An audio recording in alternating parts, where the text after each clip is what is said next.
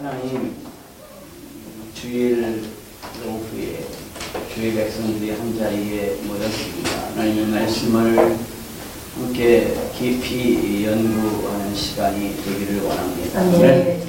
이 과정을 통해서 우리의 세계관이 올바로 세워지게 하시며 우리가 올바른 비전을 가지게 하여 주시옵소서. 아멘.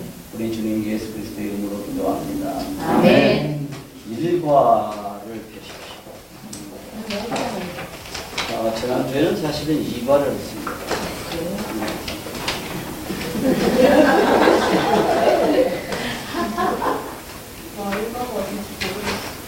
일과가 맨 앞에 있어요.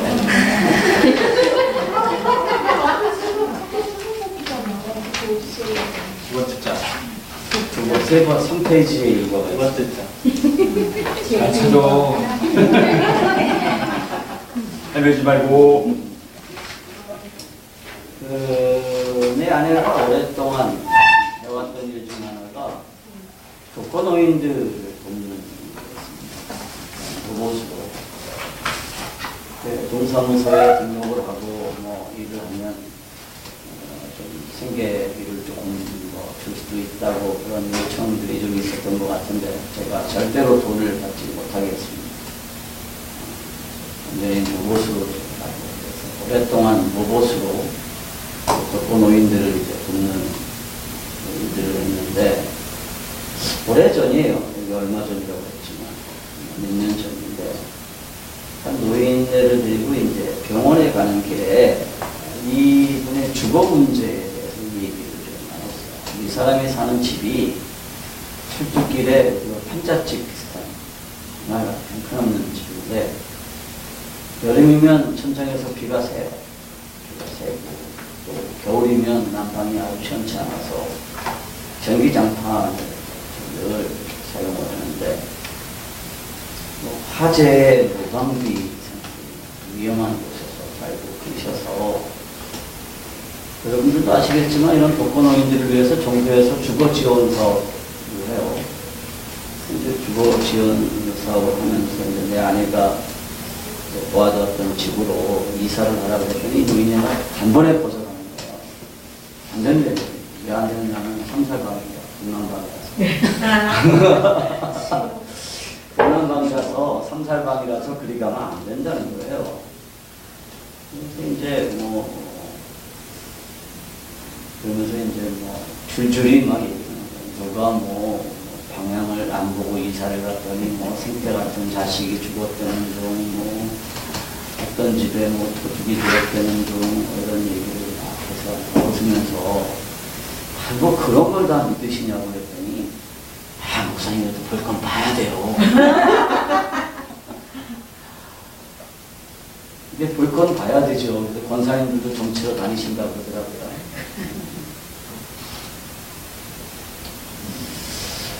동양, 특히 중국이나 한국에서 인생이나 사회, 국가를 지배하던 이데올로기는 성리학이었습니다. 성리학이라는 게 뭐냐면 한마디로 말하면 이거예요. 우주가 어떻게 해서 생겨났고 이 우주가 어떻게 해서 운영되느냐를 깊이 파헤친 책이 성리학이거든요. 그래서 세계 이황이나 율곡 이위나 기대승이나 이런 사람들, 조식이나 이런 사람들이 한평생 연구한 게 그런 거예요. 우주의 기와 이가 어떻게 작동하느냐, 이런 게 이제 굉장히 중요한 원리였고요. 지금도 사실은 이 성리학적인 세계관이 한국 사회를 지배하고 있지요. 그래서 한국의 세계관 그러면 성리학적인 세계관이다 이렇게 이제 정리를 할 수가 있습니다. 자, 이 노인을 함께 생각해 봅시다. 이 노인을 사로잡고 있는 세계관이 무슨 세계관이죠?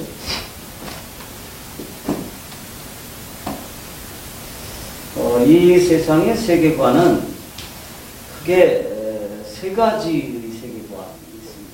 하나는 무신론적인 세계관, 진화론적인 세계관이에요. 그래서 이 세상은 어떻게 해서 생겨났다고 그러죠? 우연히 생겨났어요. 우연히 거대한 폭발에 의해서 우주가 형성이 됐고, 어떻게 하다 보니까 우연히 지구에 생명체가 살 수 있는 환경이 조성이 됐고, 어떻게 하다 보니까 박테리아가 생겨났고, 이게 박테리아들이 계속 세포 분열을 하다 보니까 인간이 생겨났다는 거예요. 이게 이제 진화론의 핵심이고요. 진화론적인 세계관이에요. 또 하나의 세계관은 신화론적인 세계관입니다. 신화론적인 세계관은 신들이 세상을 만들었다. 그리고 신들에 의해서 세상이 다스려진다. 그런 세계관이고, 또 하나는 이제 창조론적인 세계관이죠. 하나님이 세상을 만들었고 하나님이 세상을 다스리신다. 이렇게 세 가지의 세계관이 이 세상에 있는데, 이 노인을 사로잡고 있는 세계관은 어떤 세계관이죠? 신화론적인 세계관.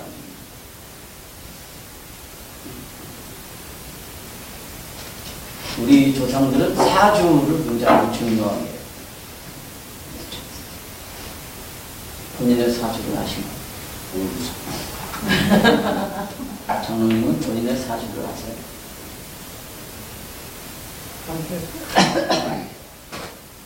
태어난 날 시얘기한 거 아니에요?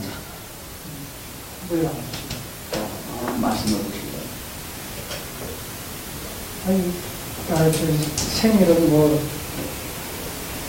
그렇게 하는 거고, 태어난 시가 암졸한 시라고 그러니까. 지금은 우리가 사주를 이렇게 알죠. 근데 사주는요, 우주를 형성하고 있는 기둥이 4개예요. 그게 년주, 월주, 일주, 시주예요. 이게 4개의 기둥이에요. 그 다음에 거기 보면 년주가 뭐 경인년, 무술년 하는 거 있잖아요. 그게 이제 그 태어난 해의 기운이에요. 그래서 12간지라고 있죠. 그래서 10간 12지로 구성이 되어 있어요. 그래서 10간이라는 건 뭐냐면 자축, 인묘, 진사, 오미, 뭐 술, 유, 뭐 이렇게 하는 거예요. 신유술에. 그 다음에 이제 그 밑에 이제 또 12지가 있고요. 이 2개를 합치면 그게 이제 무술이니 갑자니 이렇게 나가는 거예요. 그리고 그 다음에 이제 월주도 똑같죠. 그래서 나는 갑술년, 무술월, 뭐 무진일, 그 다음에 진사시 생입니다. 그러면 이제 그 주역에 의해서 그 사람의 운수를 대강 알 수가 있는 거예요. 이 사람은 갑술년, 무슨 월, 무슨 일, 무슨 시에 태어났으니까 이러이러한 기의 흐름을 가지고 태어났다. 그래서 그 사람의 운명을 대강 이제 알 수 있다 하는 생각을 가지고 있죠. 그래서 이게 결혼할 때 제일 중요한 게 뭐예요? 제일 중요한 게 그래서 사주예요. 그래서 이런 운수를 가지고 있는 사람과 우리 딸은 이런 운수를 가지고 있으니까 둘이 잘 맞겠다, 안 맞겠다. 이게 아주 중요해요. 사주가 아주 중요하죠. 그래서 사람의 이름을 지을 때도 그냥 이름을 짓는 게 아니에요. 요즘은 이름을 예쁘게 짓지만 원래 이 성리학에서 사람 이름을 짓 때 그 사람의 이름에는 반드시 뭐가 들어가냐면, 제 이름은 근본 본자에 물 맑을 식자예요. 근데 이 본은 돌림자이기 때문에 바꿀 수가 없어요. 근데 본은 나무 목자변이에요. 나무가 있으니까 이 나무를 잘 자라게 하려면 뭐가 필요할까요? 물이 필요해요. 그래서 제 이름에는 물 숫자에다가 막을 제자가 들어가 있어요. 그래서 물을 가둬두는, 그래서 물이 많기 때문에 제가 풍성한 인생을 산다, 그런 뜻으로 제 이름을 본식이라고 지었어요. 그러니까 이거는 정말 웬만한 그 학문적인 지식이 없는 사람은 지을 수 없는 일인데요. 그냥 뜻으로 짓는 게 아니에요, 이름은. 그러니까 보통 요새 이름을 지으면 한서 그러면 한자가 무슨 한자야? 그냥 한서. 그러니까 순 한글로 이렇게 있었죠. 우리 딸들도 그냥 이름을 그렇게 졌어요. 근데 옛날엔 이름을 그렇게 졌어요. 왜냐하면 이게 전부 뭐와 관련이 있기 때문에 사주와 관련이 있어요. 근데 사람이 죽잖아요. 죽으면 아무 때나 하관을 하는 게 아니에요. 그죠? 요즘은 다 화장을 하지만 매장을 할 때 산소에 도착을 해가지고 시간을 기다려요. 그죠? 그냥 도착하자마자 묻는 게 아니라 시간을 기다려요. 어떤 시간을 기다릴까요? 그날 저승으로 가는 문이 열리는 시간이 있어요. 근데 그 시간이 그 사람의 사주마다 달라요. 그러니까 이 사람이 무진년생이니까 무진년 갑술월 무슨 일 무슨 시 생이니까 이 사람이 저승으로 가는 시간은 오늘 오시, 진시, 미시 이렇게 시간이 정해져 있어요. 그러니까 그 도교에서 이 저승과 이승에는 왔다 갔다 할 수는 없지만 그래도 어느 정도 뭐가 있냐면 이게 서로 뒤섞여 있어요. 그래서 이승에서 저승으로 가려면 저승 가는 문이 열려야 되는데 그 문이 열리는 시간에 하관을 해야 되는 거예요. 그래서 직관이 반드시 필요한 거예요. 그거를 아는 사람이. 그래서 복잡한 책을 가지고 이제 그거를 계산을 해서 오늘 이분의 하관시는 몇 시입니다. 그러면 기다려요. 이따가 이제 그 시간에 하관을 하는데 그때 직관이 그러죠. 몇 살, 몇 살, 몇 살은 보지 마세요. 그러니까요. 지금 성경 부부중인데. 그러면 이제 그거 보면 안 돼요. 다 이제 피해 있어요. 왜 그럴까요? 재수 나빠가지고 그 사람의 팔자가 그날 저승으로 가는 시간, 그 사람의 팔자가 똑같으면 급사해가지고 저승으로 갈 수도 있거든요. 그래서 그걸 못 보게. 그래서 비키라고 그러면 다들 이제 비키잖아요. 그게 이제 우리 조상들이 굉장히 그런 세계관에서 살고 있다는 거예요.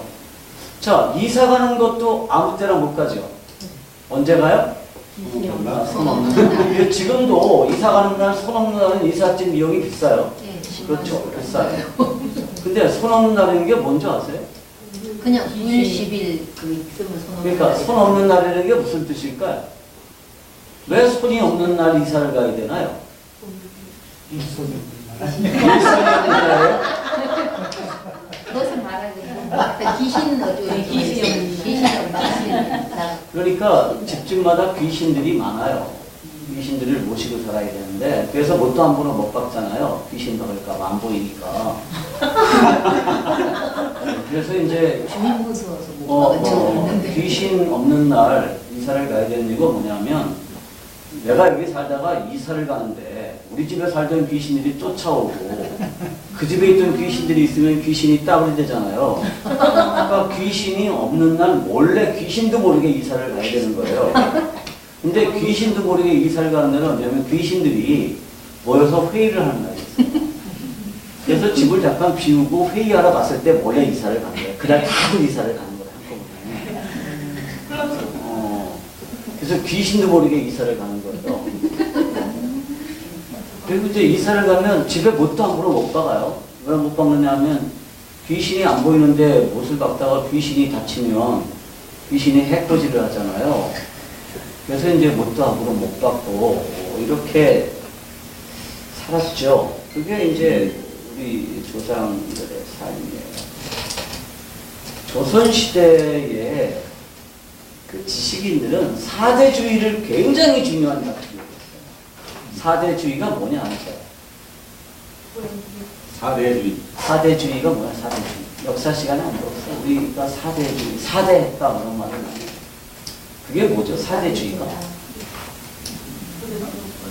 우리 집사님은 아세요? 사대주의가 뭔지?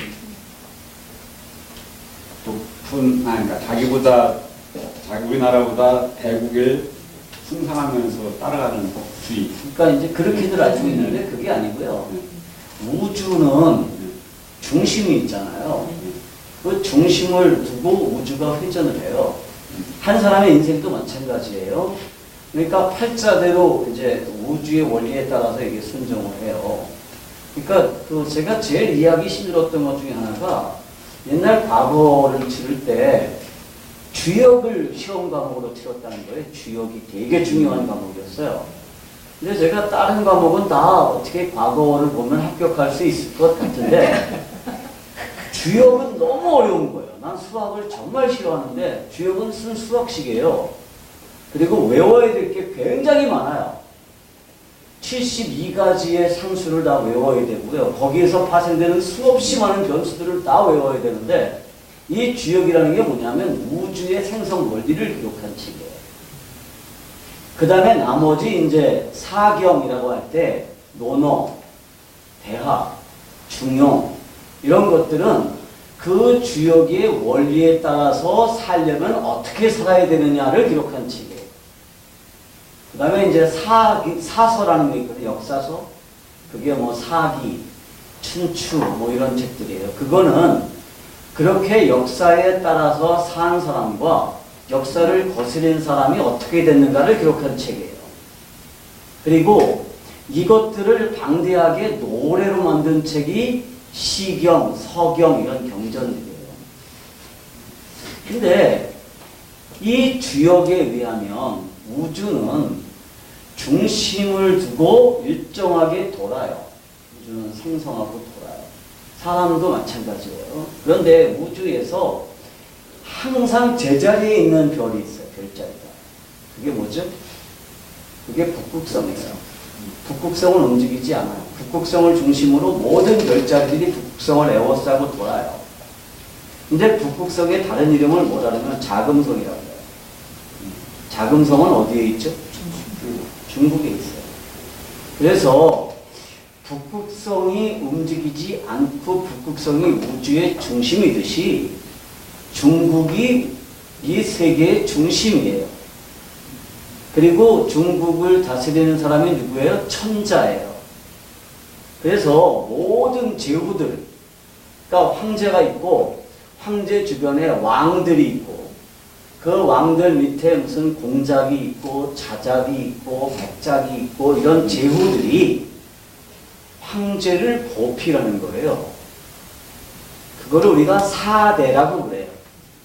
그리고 이 사대에 철저한 게 뭐냐? 그게 선비예요.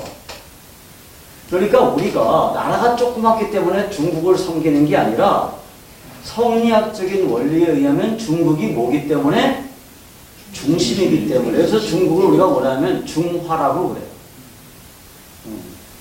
그래서 서양적인 이 정치 윤리에서는 미국이나 리투아니아 같은 조그만 나라가 다 한 표예요. 그죠? 똑같아요. 원리가. 근데 동양적인 사고방식, 중국적인 사고방식에서는 같을 수가 없어요. 중국하고 한국은. 왜? 중국은 무슨 나라예요? 황제의 나라고요. 한국은 제후의 나라예요. 그래서 한국은 왕이라는 명칭을 못 썼어요. 그러니까 예를 들어서 일본은 자기들을 천황이라고 그랬어요. 그래서 일본은 야만인이에요. 뭐를 모르기 때문에 이 성리학을 모르는 야만인들이에요. 그러니까 학문이 없는 나라예요. 응? 또 베트남에도 자기들을 황제라고 지칭할 때가 있었어요. 그래서 베트남 뭐라고 그러냐면 남만이라고 그랬어요. 남쪽의 야만인들. 몽골에도 자기들을 황제라고 그랬죠. 네. 그러니까 그건 다 야만인들이에요. 왜 그러냐면 몰라서 그러는 거예요. 그러니까 자기들이 힘이 세서 황제가 아니라 우리 조상들이 볼 때 저것들은 정말 학문이 없어서 도학을 모르기 때문에 감히 지들이 황제라고 그러지만 황제는 하늘에서 천명을 받은 황제 한 분이에요. 그래서 그분이 움직이지 않고 세상은 그분을 중심으로 움직여지고 이 우주의 모든 별들이 북극성을 호위하듯이 이 세상의 모든 권세와 정치들은 다 누구를 호행하냐면 황제를 호응하는 거예요. 그 황제가 사는 곳이 작은 성이에요. 그걸 우리가 사대주의라고 그래요. 그러니까 사대주의가 되게 말은 많이 들어봤지만 정확하게 사대주의가 뭐냐고 물어보면 몰라요. 그죠? 그냥 높은 사람한테 굽신굽신 거리는 거, 중국한테 쩔쩔매는 거라고 그러는데 왜 쩔쩔매느냐 하면 이게 굉장히 학문적인 근거가 있는 거예요. 그래서 우리나라 왕들 중에서 사대주의를 가장 잘했던 사람이 누군지 아세요? 사대를. 우리나라 왕들 중에서 이 사대를 철저히 지키는 왕이 있어요. 누구냐면 세종이에요. 세종은 그야말로 사대주의자였어요. 그래서 이 사대주의에 따르면 각 나라는 달력을 만들면 안 돼요. 책력은 누가 만들어요? 우주에서 권한을 위임받은 황제만 만들 수 있어요. 그래서 중국에서 달력을 받아서 각 나라가 달력에 따라서 살아요. 근데 이제 조선시대에 세종이 이게 중국하고 우리나라가 맞질 않잖아요. 그래서 이제 우리 나름대로의 고유한 책력을 만들었는데 이거를 비밀로 했어요. 일반 백성들에게 우리가 만든 거라만 말했어요. 이거 우리가 만든 절대로 말하지 마라. 중국이 알게 하면 안 된다 그랬어요. 중국이 알면 어떻게 될까요? 난리가 났죠. 그게 이제 우리 사대주의였는데 이거는 아까도 얘기했지만 그냥 굉장한 학문적인 권위를 가지고 있고요. 이 사대주의를 벗어나는 모든 생각들을 다 뭐라 그랬냐면 이단이라고 했어요. 그래서 우리가 제일 존경하는 그 인물 중에 하나가 세계 이황이죠. 이황이 아주 철저한 사대주의죠. 그래서 율곡 이이가 늘 사실은 겸손한 것 같지만 이 사람은 겸손할 수밖에 없었던 게 사람들에게 큰 공격을 받았어요. 왜 공격을 받았냐면 율곡은 성리학자가 아니다라는 공격을 받았어요. 그리고 그 당시에 성리학자가 아니다라는 공격만큼 아픈 공격이 없는데 왜 그랬냐면 율곡 이이는 어렸을 때 어머님이 돌아가셨어요. 그래서 그 어머님이 돌아가신 아픔을 잊기 위해서 잠깐 절에 가서 3년 동안을 승려 생활을 했어요. 그러니까 승려 생활을 한 게 아니고 자기는 그냥 절에 공부하러 들어갔었다 그러지만 그래서 율곡은 진정한 성리학자가 아니다라는 공격을 반대하로부터 굉장히 많이 받았어요. 그리고 우리나라에서 율곡 편에 서 있던 사람들은 대체로 별로 이렇게 인정을 못 받았어요. 율곡은 대단한 학자였지만 오히려 퇴계 이황계보에 있는 사람들이 굉장히 추종을 받았죠. 그래서 퇴계에 기여에 있던 사람 중에 하나가 유성룡 뭐 이런 사람들이에요. 근데 그게 이제 조선 사람들과 동양 사람들의 세계관. 우리 조상들은 다 그런 세계관을 가지고 살았죠. 그래서 뭐 이 조선의 지식인들은요, 사대주의적인 가치를 지키기 위해서 목숨까지라도 내놓을 만큼. 그러니까 중국의 황제와 조선의 왕이 싸우면 누구 편을 들어야 돼요? 당연히. 당연히 황제 편을 들어야 되는 거예요. 그게 조선인들의 생각이었어요. 지식인들의 생각. 사주팔자. 남존여비라는 것도 있죠. 남존여비는 뭐죠? 남존여비가 뭐예요? 남자는 존재한다. 여자의 비서가 되기 위해서. 남자는 존재한다. 여자의 비위를 맞추기 위해서. 그런 뜻은 아니고요. 보통 이제 여자가 남자보다 좀 아래에 있다는 뜻으로 쓰이는 게 남존여비인데 왜 이게 남존여비라는 생각이 존재하느냐 하면 동양 철학에서는 우주가 어떻게 생성이 되느냐면 우주에는 음기와 양기가 있어요.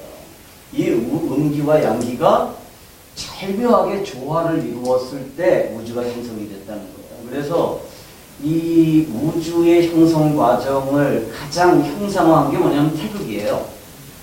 우리나라의 국기의 중간에 있는 게 태극이죠. 그래서 위쪽은 빨간색, 아래쪽은 파란색이에요. 빨간색은 뭘 상징할까요? 양기를 상징해요. 파란색은 음기를 상징하는데 이게 일직선으로 나눠진 게 아니라 절묘하게 나눠져 있죠. 그래서 이게 뒤섞여 있는 것도 아니고 완전 크게 나눠진 것도 아닌 상태로 절묘하게 이렇게 이제 합쳐져 있어요. 그래서 우주는 음기와 양기가 절묘하게 결합을 해서 우주가 생겨났고요. 그래서 이 우주는 음과 양의 조화예요. 그러다 보니까 사람도 마찬가지예요. 음기와 양기가 같이 존재해야 돼요. 그래서 양이라고 할 때는 남자예요. 음은 누굴까요? 여자예요. 양은 밝은 것, 음은 어두운 것이에요. 양은 태양이고 음은 달이에요. 이 두 개가 조화를 이루어야 세상이 이제 조화롭게 만들어지는 거죠. 그런데 이것들은 뭐가 달라요? 하는 역할이 달라요. 음기의 역할과 양기의 역할이 다르죠.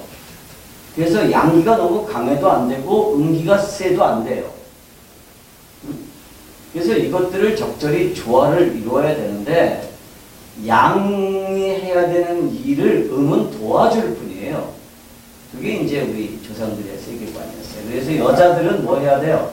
남자가 출세하고 남자가 밖에서 일을 할 수 있도록 집에서 아이를 낳고 아이를 기르고 음식을 하고 뭐 바느질을 하고 해서 남자를 도와주는 일로만 여자 역할이 제한됐어요.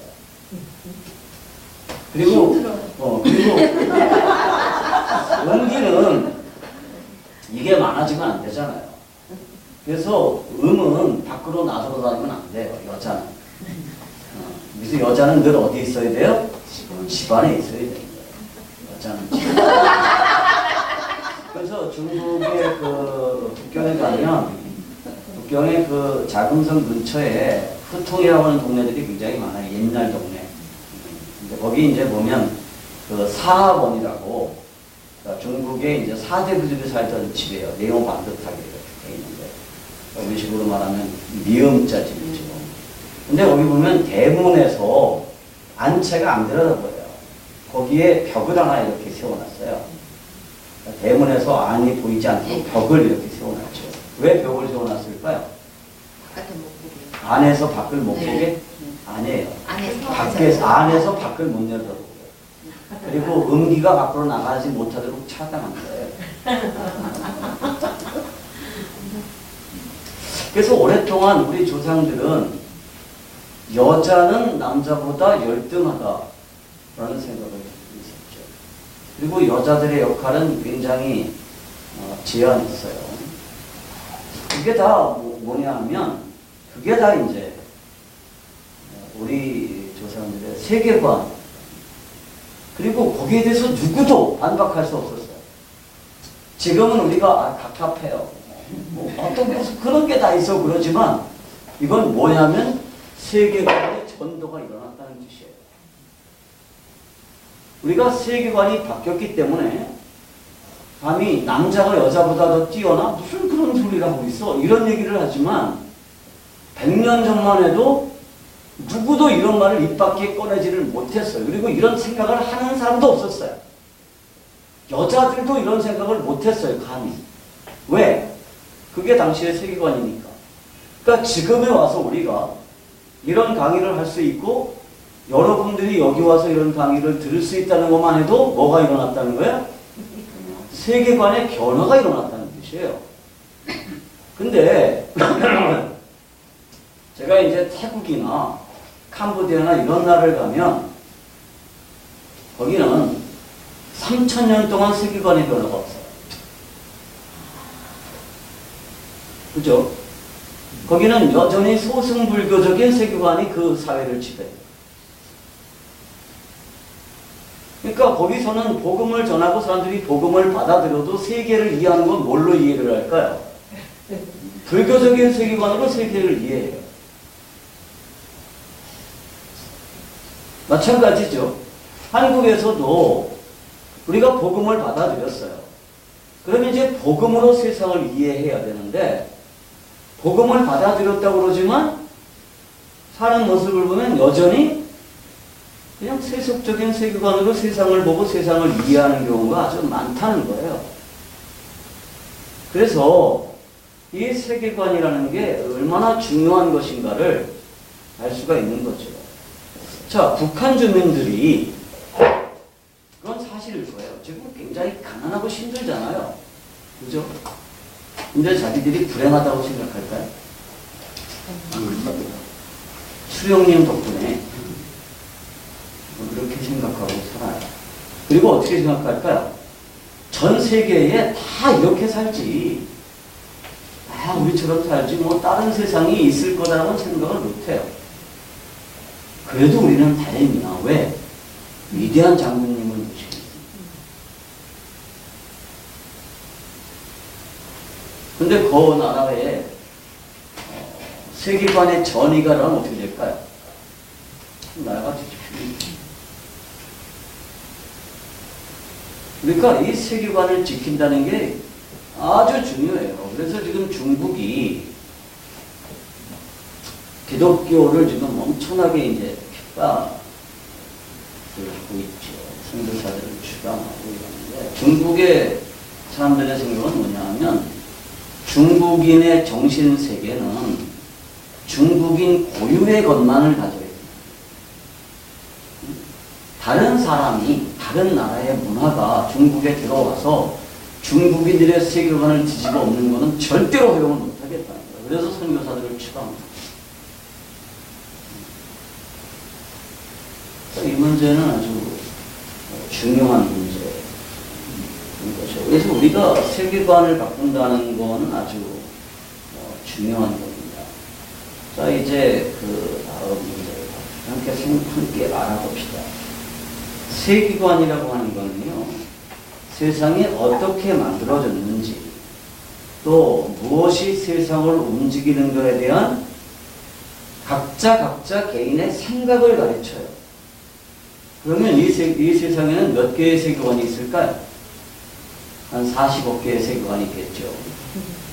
그런데 이 세계관은 크게 세 개로 나눠요. 아까도 얘기했지만 진화론적인 세계관, 신화론적인 세계관, 창조론적인 세계관으로 정리할 수가 있습니다. 자, 그러면 진화론적인 세계관이라는 게 뭐죠? 진화론적인 세계관에 따르면 세상은 어떻게 해서 만들어졌어요? 한세 어떻게 만들어졌어? 우연히, 그렇죠. 우연히 만들어졌어요. 세상은 우연히 만들어졌어요. 자, 그러면 이 진화론적인 세계관에 따르면 이 세상을 움직이는 힘은 뭐예요? 세상은 우연히 만들어졌으니까 세상을 움직이는 힘도 뭐예요? 우연히.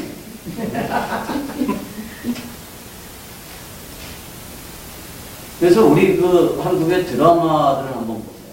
그러면 정말 우연히 비밀을 얻고 우연히 뭔가를 보게 되고 우연히 사고가 일어나고 우연히 뭔가가 계속 되죠. 난 참 그 작가들의 그 머리가 정말 아주 나쁘다고 생각해요. 그래서 난 드라마를 보면 짜증이 나요. 왜 드라마를 잘 안 보는데 뭐 맨날 우연과 우연, 무슨 재벌집 아들이 사실은 뭐 아들이 아니었다는 둥 뭐 맨날 뻔하죠. 응? 그거 알면서도 재밌거든요. 그 머리 나쁜 작가가 쓴 거에 동화되는 사람은 머리가 어쩌는 사람이겠죠. 그 어떻게 될지 알면서 아 저거 저렇게 될 거야 이렇게 하면서도 봐요. 저는 내 아내가 드라마 볼 때는 방을 들어가요.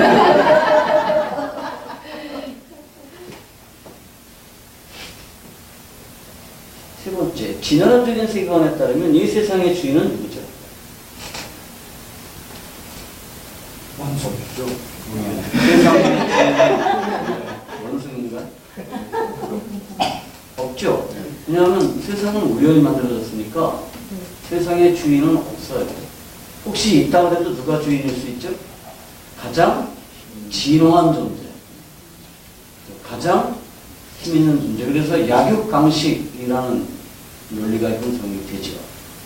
그러니까 제일 진화한 존재가 세상을 다스리는 게 당연한 거예요. 진화론적인 세계관이라면. 그래서 지금 현재 이 세계 사람들의 세계관을 지배하는 게 뭐예요? 진화론적인 세계관이에요. 그러다 보니까 가장 진화한 존재가 세상을 지배해요. 인간이 세상을 지배하고요. 가장 진화한 종족이 세상을 지배해요. 그래서 백인들이 세상을 지배하는 게 당연하다라는 논리가 나온 거예요. 그래서 백인들이 가장 진화했다 그러죠. 그냥 어떤 사람이 말하기를 이렇게 말하죠. 하나님이 인간을 창조하실 때 흙으로 사람을 만드셨잖아요. 제일 먼저 이제 만들었는데 사람을 만들어도 불에다 걸려 너무 쓰기 오가지고 그 사람이 아프리카 흑인. 그래가지고 이제 이건 실수다. 그래서 다시 만들었는데 불을 너무 약하게 떼가지고 좀 덜 익었어요. 그래가지고 나온 게 백인이래요. 그리고 이제 들고서 이제 백인이 나왔는데 그래서 하나님이 이제 이거는 안 되겠다. 그래서 다시 이제 3-4번 해가지고 세 번째로 인간을 만들어서 제일 적당하게 잘 구워가지고 만든 게 황인족이래요.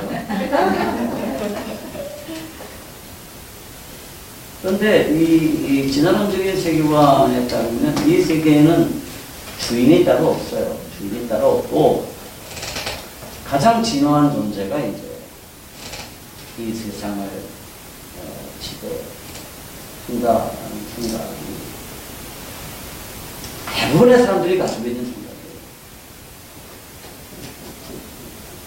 그래서 우리는 은혜로 산다라는 말은 그냥 종교적인 관용구에 불과하고 실제로는 뭘로 살아요? 경쟁을 통해서 살죠.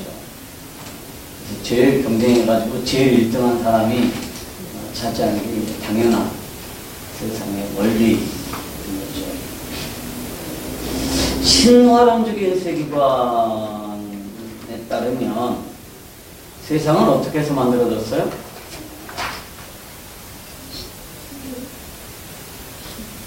사실은 신화론적인 세계관에 의하면 세상이 어떻게 만들어졌는지는 몰라요. 제가 여러분들이 이미 눈치를 채셨겠지만 공부를 참 열심히 하는 목사예요. 어떤 공부를 열심히 했냐면 정말 다양하게 많은 책들을 읽었는데요. 모든 유교 경전들을 거의 다 읽었습니다. 그리고 지금도 북경에 가면 돋보기를 들고 국자관에 가서 유가 돌판, 그러니까 유가 13경전을 365개의 돌판에 새겨서 세워놓은 데가 있거든요. 근데 그게 굉장히 복잡한 번체로 되어 있어서 지금 중국인들은 못 읽어요. 한참. 저는 가끔 돋보기를 가지고서 그거를 읽는 재미에 푹 빠질 때가 있을 만큼 유가 경전들을 거의 다 읽었고요. 불경들도 제가 번역된 것들은 다 읽었습니다. 그 다음에 힌두교 경전을 우리가 베다라고 그러는데요. 베다도 제가 번역된 것들은 다 읽었어요. 근데 제가 하나 발견한 게 있는 게 어떤 종교 경전에서도 내가 세상을 만들었다고 주장하는 신은 없다는 거예요. 없어요. 불교의 창조주가 있나요? 불교에서 최고의 신은 누구예요? 최고 높은 부처.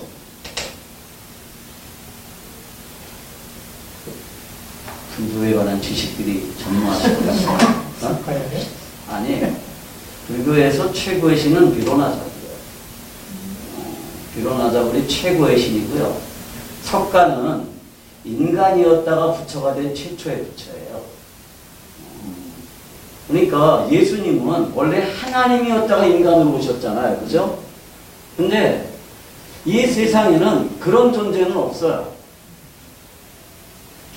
근데 인간이었다가 신이 됐다고 주장하는 존재들은 많아요, 불교에.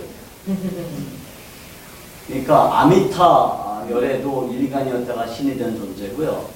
석가 열애도 인간이었다가 신이 된 존재예요.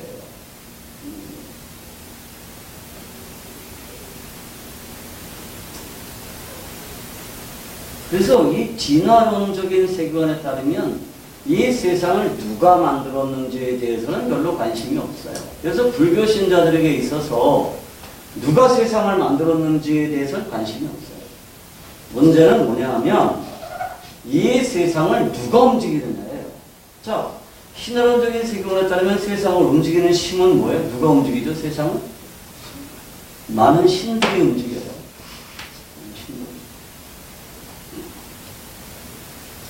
많은 신들이 세상을 움직인다. 이렇게 묻죠.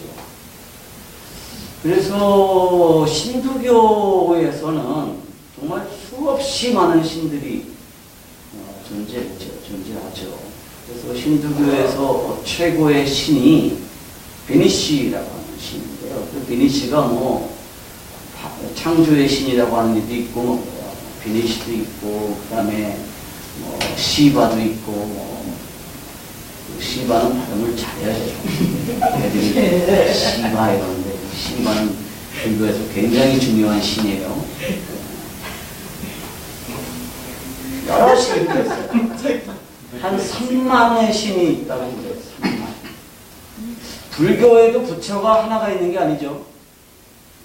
불교에도 수없이 많은 부처들이 있어요.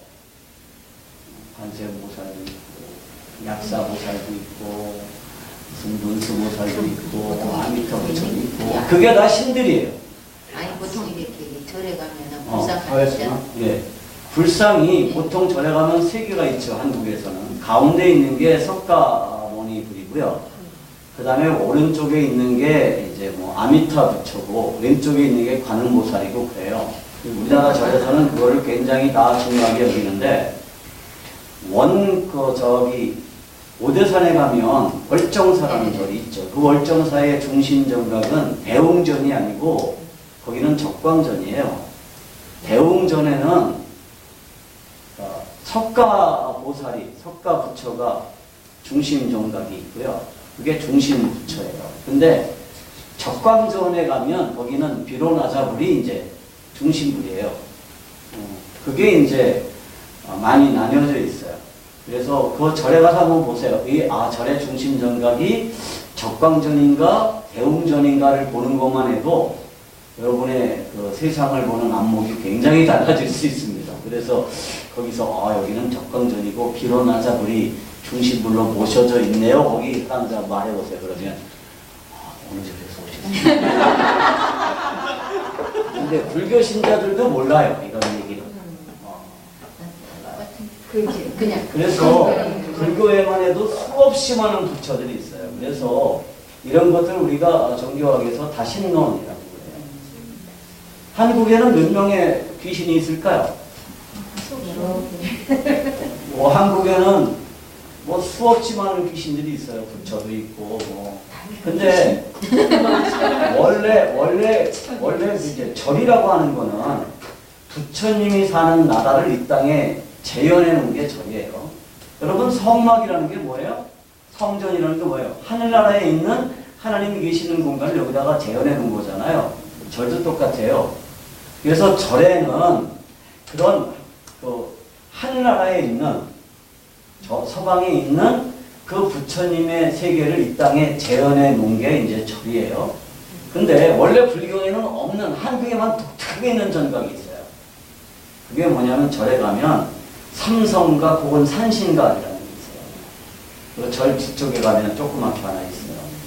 근데 그거는 원래 불교에는 없어요. 근데 한국에만 있어요. 왜냐하면 한국에 샤머니즘을 받아들인 거예요. 그래서 한국의 샤머니즘에서 섬기고 있는 산에 있는 신정들을 부처님의 세계로 끌어들인 거예요. 그래서 그게 불교의 토착화예요. 불교의 토착화예요. 근데 그 수많은 신들이 이 세상을 지배한다는 거예요. 그거는 이집트도 그랬고요. 또 그리스 문명에서도 그랬고요. 한국에서도 그랬고 중국에서도 그렇고 일본에서도 그래요. 일본은 섬기고 있는 신이 얼마냐 하면 6억이에요. 6억. 일본 인구가 1억 3천이거든요. 그러니까 일본 인구보다 몇 배가 많아요. 귀신들이, 신들이. 그래서 일본은 신의 나라예요. 신들이 사는 나라. 근데 이 신들이 이제 세상을 다스려요. 근데 이 신들이 다스리는 거는 이 세상뿐만이 아니라 다음 세상까지 같이 다스리잖아요. 그래서 이 세상에서도 잘 살고 다음 세상에서도 잘 살려면 어떻게 해야 될까요? 신들에게 잘 보여야 돼요. 그리고 신들을 조종할 수 있고 신들을 부려먹을 수 있는 능력을 가진 존재들이 있어요. 그러니까 신을 조종하고 신을 부려먹고 신의 힘을 이용할 수 있는 노래나 주문이나 춤이나 이런 것들을 아는 사람들이 있어요. 그 사람들을 뭐라고 하냐면 그 사람들을 샤먼이라고 부르고 한국말로 그걸 무당이라고 부르는 거예요. 그래서 사실은 중국이라는 나라가 처음에 시작이 될 때 보통 하은조라는 이제 역사를 이렇게 시작을 해요. 그러면 그 하나라가 시작되기 전에 상이라는 나라가 있었다고 해요. 그 상나라는 뭐가 중요하냐 하면 무당이 황제인 시대였어요. 그래서 거기서는 제일 중요한 게 뭐냐 하면 종교예요. 무당이 힘을 가지는 거예요. 왜냐하면 무당이 뭘 가지고 있기 때문에 신을 조종할 수 있는 주문을 알고 있기 때문에. 그래서 지금도 몽골에서는 여전히 뭐가 힘을 가지고 있어요. 민중에서는 샤먼이 힘을 가지고 있어요. 샤먼. 근데 한국 사람들의 세계관 속에도 뭐가 있을까요? 이 동양적인 세계관이 있기 때문에 이 신을 이용할 수 있고 신의 힘을 내가 받아들일 수 있는 특별한 능력을 가진 존재들이 있다는 생각을 가지고 있는 거예요. 그래서 그 사람과 친하면 뭐가 이루어져요? 나한테 복이 있는 거죠. 그래서 이건 한국의 그 기독교의 특징인데요. 한국 기독교의 특징 중에 하나가 뭐냐면 조용기 같은 목사님들이 나올 수 있다는 거예요. 굉장한 샤먼적인 능력을 가진 분이거든요. 그리고 그런 분들을 우리가 굉장히 큰 목사라고 부르죠. 그러니까 뭐 신의 힘을 이용해서 병을 고치고 신의 힘을 이용해서 예언을 하고 신의 힘을 이용해서 어떤 사람의 인생에 복을 주기도 하고 신의 힘을 이용해서 저주를 줄 수도 있는 사람. 그게 일종의 샤먼인데 우리 그 한국적인 세계관에서 그런 샤먼들이 오랫동안 굉장한 영향력을 가지고 있었기 때문에 기독교를 받아들이면서도 여전히 그런 것들을 이제 굉장히 중요한 가치로 받아들였다는 거예요. 그래서 지금도 한국에서 사실은 그 위대한 목사라는 분들 중에서 그런 분들이 아주 많죠. 지금은 이제 많이 이제 정리가 돼가고 있는 중이지만 이제 그런 것들이 있는 거죠. 그거를 그렇게 샤머니즘으로 보는 게 아니고 목사님이 그런 그 신원사가 있다고 하고 받아서 그렇다고. 그러니까 예를 들어서 성도들한테. 다른 나라에서는 신의 은사가 있으면 그 신의 은사는 성경이 말하는 대로 교회를 위해서 있는 거예요. 신의 은사는. 그러니까 모든 은사는 나를 위해서 쓰면 안 되고 교회의 유익을 위해서 써야 돼요. 그거는 그냥 당연한 거예요. 근데 그 사람 자체가 영웅시되면 안 되고 그 사람 자체가 신격화되면 안 되는 건데 한국에서는 유난히 이제 그게 강하다는 얘기를 하는 거죠. 그리고 저는 그게 그렇게 잘못됐다고 생각하진 않아요. 그러니까 예를 들어서 어떤 사람에게 특별한 능력이 있어서 은사가 있어서 그 은사를 가지고 다른 사람의 질병을 치료하거나 그러는 거는 이제 그 말은 있는데 이게 잘못 가다 보니까 자 좀 얘기 나오긴 합시다. 요즘도 그 기도원 광고 같은 거 볼 때 그런 광고 많죠. 방언 갖고 싶습니까? 자기가 방언을 나눠줄 수 있는 것 같아. 강사가. 응? 치유 은사를 받고 싶습니까? 자기가 치유 은사를 나눠줄 수 있는 것 같아. 그 광고를 보면. 그리고 그런 게 굉장한 것처럼 생각을 해요. 제 그 주변에 그런 기도원 다니면서 부흥하는 목사님들이 계시거든요. 그러니까 나같이 말씀의 은사를 가진 거는 최하위 은사예요.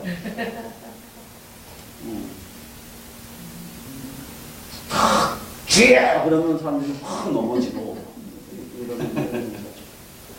제가 몇 년 전에 이제 목회를 하다가 그때 목회를 할 때 난 내가 목회 시작하면 3년이면 100명은 모일 줄 알았어요. 그게 안 되더라고요.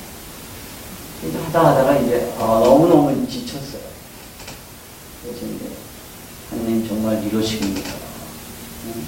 뭐야 나 꼬셔가지고 목사 만들어 놓고 왜 이렇게 나는 내버려 두십니까? 나 그러면 생각이 있다고. 그래서 그때 아내랑 싸웠어요. 그래서 내가 목요일날 기도원에 올라가서 하나님 응답해 주실 때까지 있겠습니다. 만약에 응답 안 해주시면 나 주일이고 뭐고 나버리겠다. 하나님 알아서 하시고 기도원에 갔는데 제가 기도원 파가 아니에요. 그러니까 이제 기도원을 가려고 하는데 갈 만한 데가 없는 거야.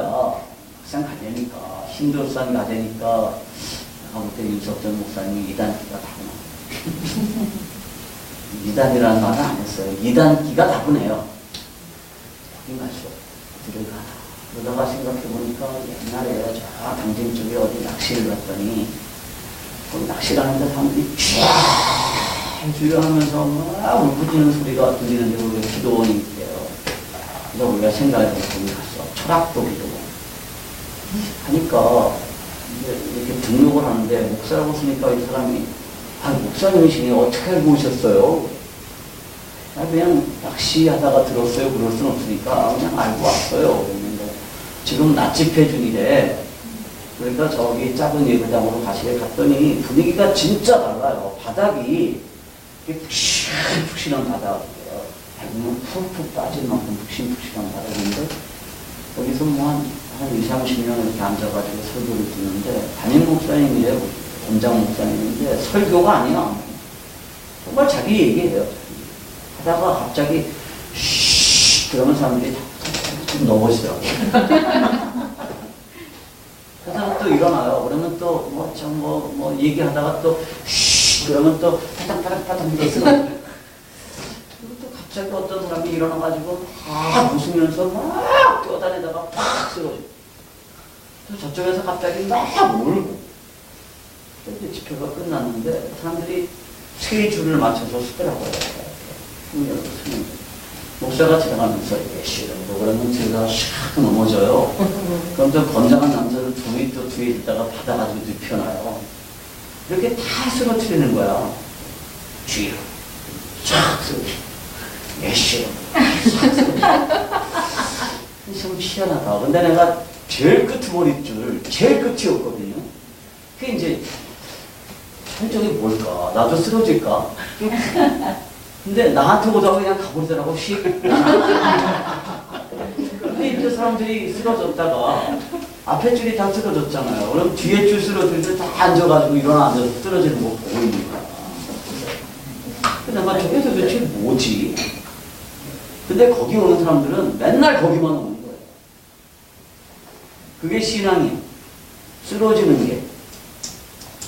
그래서 그때 제가 밥을 먹으면서 도대체 뭔가 그러다가 이런 깨달음이 왔어요. 저 목사님은 할 줄 아는 게 사람 쓰러뜨리는 건데 나는 하나님의 말씀의 은사를 주셔서 말씀으로 사람을 세울 수 있으니 이게 얼마나 감사한 일이냐. 그래서 잠도 안 자고 그냥 왔어요.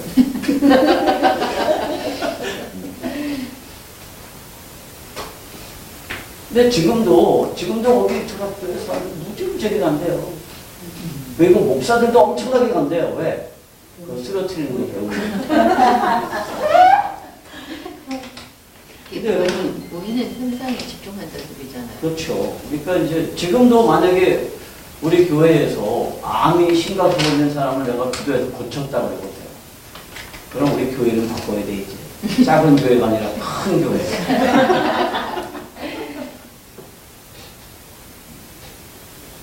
그러면 이렇게 신들의 신적인 능력이 세상을 움직여 간다는 게 신화론적인 세계관인데요.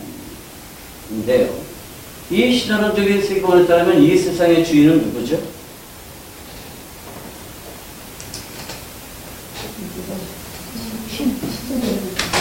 신인가요? 이 세상의 주인은 인간이에요. 왜냐하면 인간들이 주인이고 신들은 뭐 하는 거예요? 그 인간들을 돕는 역할을 해요.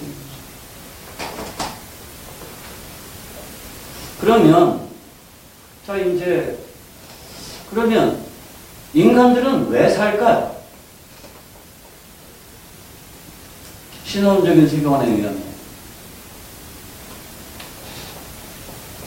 인간들이 자신의 존재 목적을 정할 수 있어요. 인간이 주인이니까. 이 세상의 주인은 인간이니까. 인간들이 자신의 존재 목적을 정할 수 있죠. 나는 무엇을 위해서 산다 라고 정할 수 있어요. 진화론적인 세계관에 따르면 존재의 목적이 없어요. 그냥 사는 거예요. 혹시 있어도 누가 정하면 돼요? 내가 정하면 됩니다. 그래서 사람들이 이제 우리가 그런 말을 하죠. 우리는 창조론을 믿잖아요. 그죠? 창조론을 믿는다고 그러면서도 내가 사는 목적, 존재 이유는 누가 정할까요? 내가 정하죠. 네. 이거는 굉장히 신화론적이고 진화론적인 거예요. 그러면서도 나는 창조론을 믿는다고 그래요. 참 아이러니하죠. 이게 왜 이런 일이 생기느냐 하면 왜 그럴까요? 한마디로 말하면 무식해서 몰라서.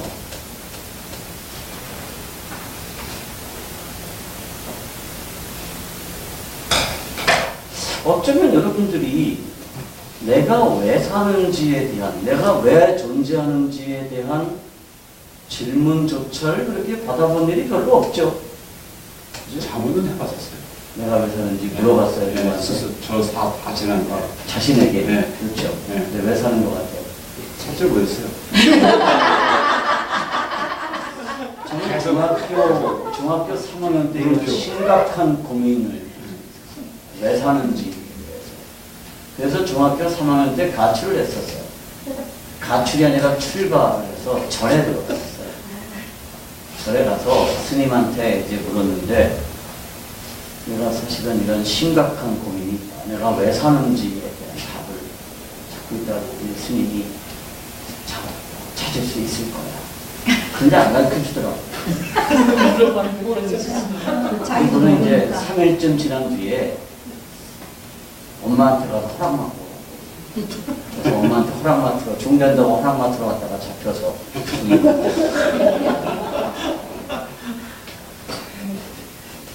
근데 교회에서 내가 존재하는 이유, 존재의 목적에 대해서 심각하게 다루지 않다 보니까 존재의 목적을 누가 정하냐면 내가 정해요. 그리고 하나님은 어떤 분이 되고 말아요? 내 존재의 목적을 도와주시는 분 정도. 이거는 정확하게 말하면 신화론적인 세계가 사는 거죠. 그러면서도 우리는 창조론을 믿는다라고 말해요. 그럼 창조론이라는 건 뭐죠? 창조론은 이 세상이 누가 만들었다? 하나님이 만들었다는 거예요. 그게 골로새서 1장 16절의 말씀이죠. 우리 다시 한번 다 같이 찾아볼 거예요. 골로새서 6장 16절.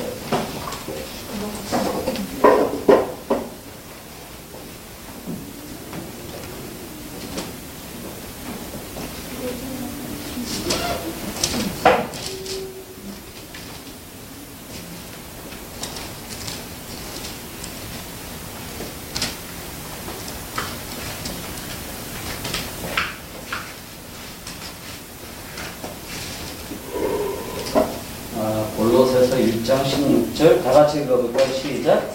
만물이 그에서 창조되되 하늘과 땅에서 보이는 것들과 보이지 않는 것들과 곧 왕권들이나 주권들이나 통치자들이나 권세들이나 만물이 다 그로 말미암고 그를 위하여 창조되었고.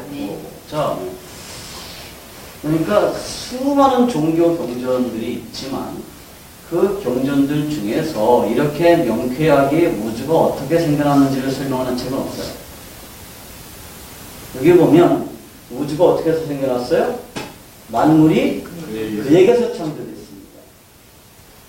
그런데 이 만물은 무엇과 무엇이냐 하면 보이는 우주와 보이지 않는 우주가 누구를 위해서 창조됐어요? 하나님을 위해서 창조됐다. 그러니까 이것도 성경이 독특하게 주장합니다. 그냥 아무 목적 없이 창조된 게 아니에요, 우주가. 무엇을 위해서 창조됐어요? 하나님을 위해서 창조됐다. 그래서 우주는 하나님을 위해서 존재합니다. 목사님들 중에서도 이 지구가 인간을 위해서 창조됐다고 주장하는 분들이 있어요. 아니에요. 하나님을 위해서 창조됐습니다. 창조론적인 세계관에 따르면 세상은 하나님이 만들었고요. 세상을 움직이고 세상을 다스리는 분은 누구세요? 하나님이시고요. 이 세상의 주인은 누구세요? 하나님이시죠. 이게 이제 창조론적인 세계관.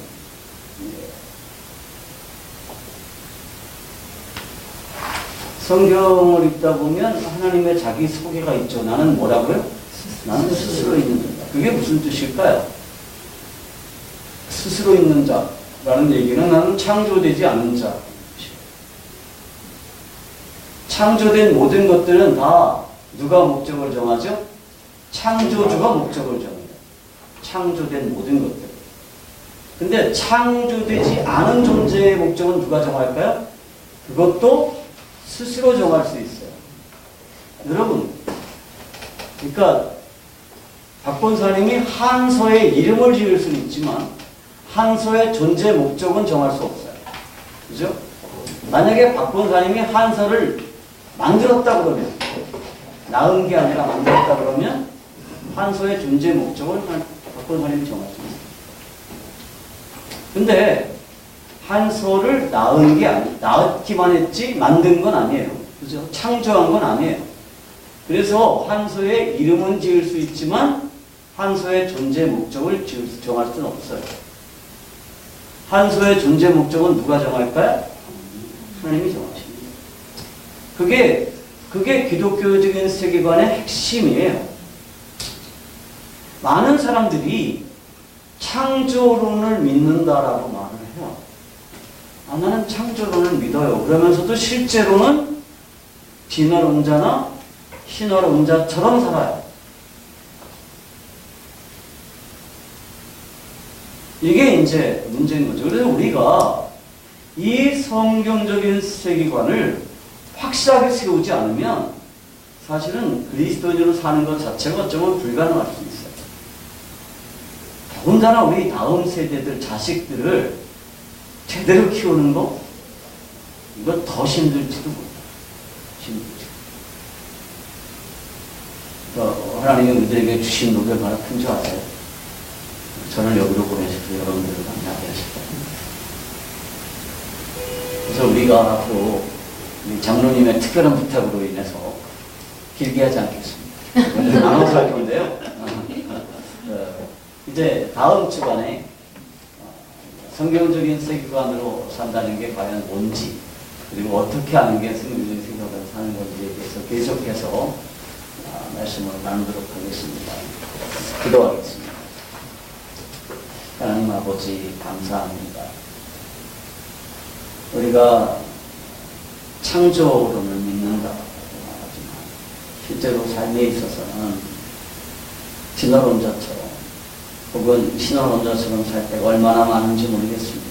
그러나 이제 이 성경적인 세계관으로 세상을 보게 하시고 성경적인 가치관으로 세상을 살게 하여 주시옵시며 우리가 분명한 세계관을 정립할 수 있도록 은혜 베풀어 주시옵소서. 우리 주님 예수 그리스도의 이름으로 감사하며 기도합니다. 아멘.